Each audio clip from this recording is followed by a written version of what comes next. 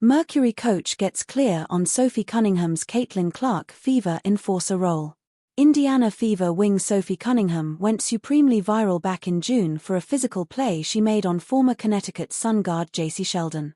In the third quarter of that June 17 Fever vs. Sun game, Sheldon poked Caitlin Clark in the eye, which prompted a brief shoving match between the two, which then ended with Clark getting knocked to the ground by Connecticut veteran Marina Mabrey.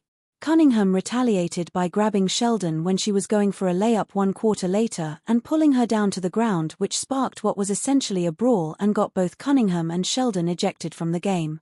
Cunningham sticking up for Clark in this way earned her a lot of credit and adoration from not only the Fever's fanbase but among the entire women's basketball fandom. However, those who have been following Cunningham through her first 6 WNBA seasons, all of which were played with the Phoenix Mercury before she joined the Fever this past off-season, know that she has always brought this competitive fire and enforcer mindset to the court. Mercury's Nate Tibbetts speaks on Sophie Cunningham's enforcer role. Cunningham was coached by Nate Tibbetts during her 2024 campaign with Phoenix before she joined the Fever.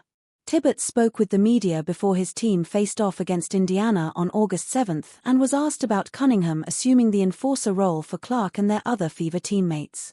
"I think when you come in this league again, I'm learning this league as a second-round pick, you've got to have some toughness and grit to you," Tibbetts said of Cunningham, per an ex-post from Hayden Silly of Clutch Points. Cunningham was a second-round pick in the 2019 WNBA draft after playing college ball at the University of Missouri. "She's embraced that role and it's worked for them.